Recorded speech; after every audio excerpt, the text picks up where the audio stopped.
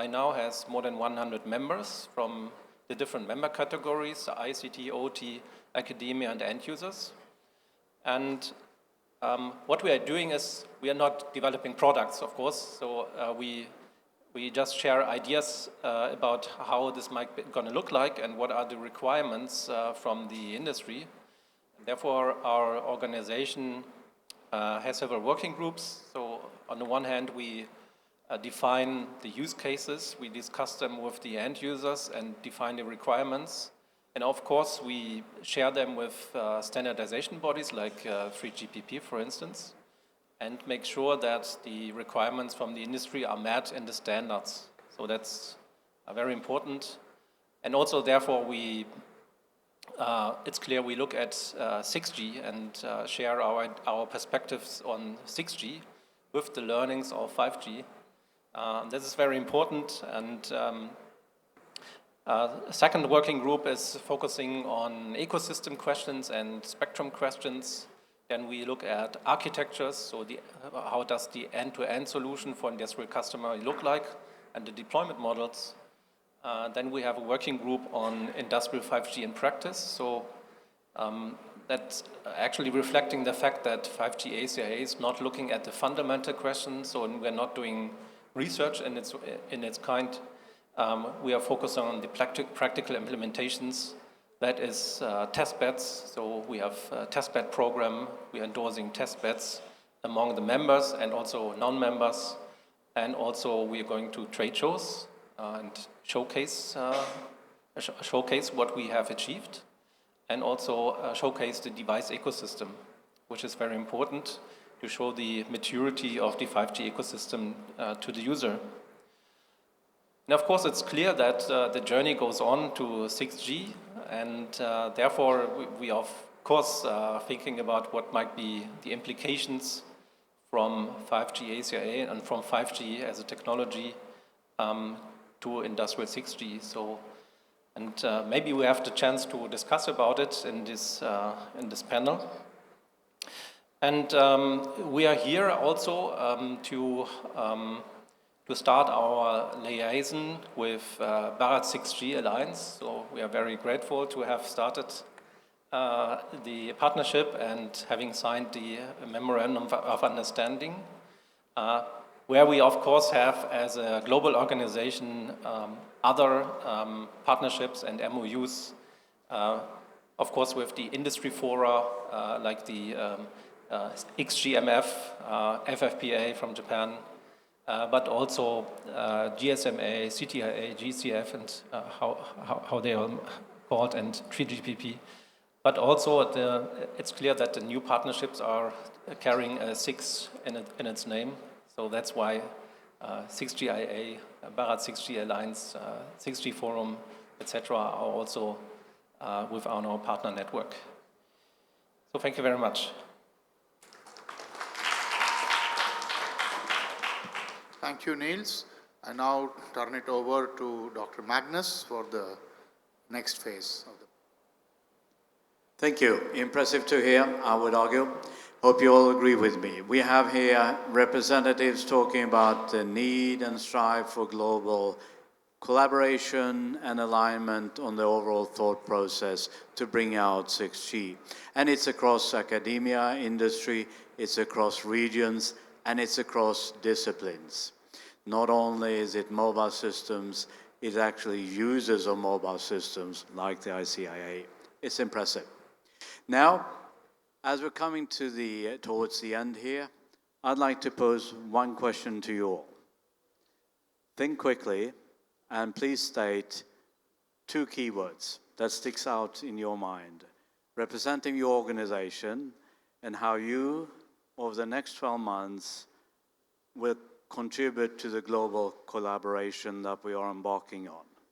So next year, as we reconvene here, what should signify the work contributed from your respective group? 2 keywords, not 2 sentences, 2 keywords. May I ask Niels, and we go right to left. Just 2 keywords, sticks out. He can go first. Okay. Yeah, okay, I think taking what everybody has said, I think it's global collaboration, because that was, I think, the synopsis of, of all the different introductions. Oh, that's 2 words. I thought that was hyphenated, but that's fine. I will go with skills development or skills pipeline. Fine. That's I'll go for both. okay. I think startup is my favorite, so I think investment and startup. I think at this point in the line, there's no way I'm going to say anything new. But anyway, my 2 words would be open and collaborative. Thank you.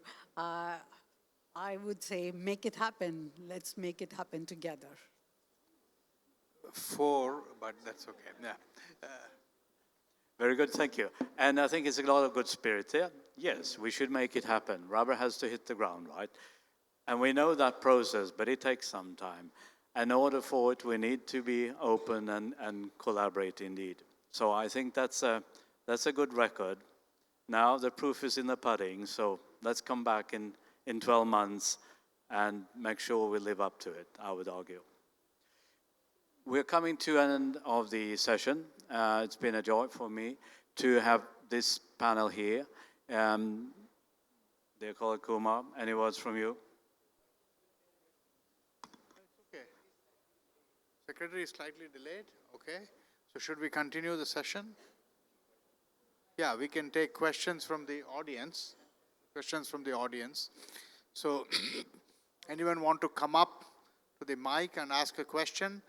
And then if you have a particular panelist in mind, please address it to the panelist. And ask questions because we have 10 minutes. It's unusual. Yeah. So.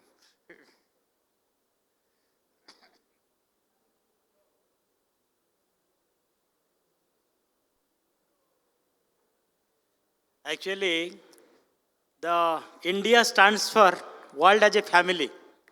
Vasudhaiva Kutumbakam. So all the collaborators should work like a family members. So I will request how the Western countries, Europe, America, along with Asian countries can work as a family for the collaboration of 6G.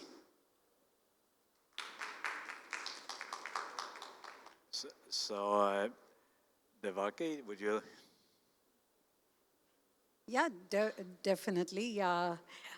From Nexia Alliance perspective, we already have an MOU with Bharat 6G Alliance, right? So we have already started the discussion on the topics of interest that would be of mutual interest to both US and India, but we haven't actively started any topic yet. But for 2025, that would be one of the key focus for Nexia Alliance, to have bilateral collaborations with Bharat 6G Alliance, continue the work with 6G SNS, continue the work also with Japan and Korea. So as the standards work start in parallel, we should identify critical topics where we can collaborate, publish white papers, publish reports, or influence standards together, and so on. Thank you. And if I may here, Colin, and I paraphrase the question a little bit. Yeah, I mean, you represent 6G IA. In Europe, there was a 5G IA. Yes. And there's been collaboration with its challenges and opportunities for some time. Maybe you could reflect on that. Yeah, I mean, clearly we have also collaborative in the 5G time. We had collaborative projects with India. We had collaborations with various different entities. I think the conclusion from all that is it's not trivial. So there are many barriers to do with regulation, or shall we say, aligning things between governments, which is never easy. But it is worth persevering. We have seen some fantastic examples, certainly in the 5G area, where we've managed to, especially with Brazil, for example, where we managed to bring in some of the use cases from there and bring it into the standard and change things. And I think in the end we worked constructively with India to find a solution so that we had one 5G standard. So I hope that the message would be, yes, it's hard work, it's not trivial, but it's very much worthwhile doing. And did you have, yeah, please go on. I'll just give my perspective about it. I think you nicely articulated that India as a one family. For wireless communication fraternity, 3GPP is one standard. I think that is the one who are following with all the generations, and then we keep following the same 3GPP standards by collaborating with all the regional requirements to take it up and then bringing it to the 3GPP. I think, in my opinion, that is a very successful formula has been happened for all the generations of the wireless communications. And to lead for the 6G, the kind of vision that our Prime Minister Modi set up, the only way is that we can take up all the regional requirements and kind of ideas and innovations, take it to the 3GPP, make it standard, make it global standard, and then get me deployed across the world. So these kind of collaborations with various 6GIA and then the MOU got signed between the various regional bodies will help to happen this kind of creating the global standard. That's my view. Gerald, please, yeah. Yeah, I think another thing I did mean to say was the social impact of what we are talking about.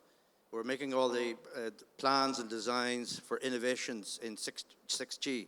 Let us not forget the whole non-terrestrial aspect as well and the photonic aspect. But ultimately, we need to be able to show citizens that how do we measure impact?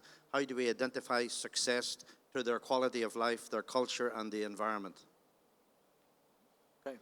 And Nils, a little bit on this big family. I think you're representing here a group that comes from the automotive industry, and you're, I think, a very good sparring partner to the mobile industry. A little bit, if you reflect on that, how that journey has been from when you started. Yeah, I mean, you were just telling we're one family, so that most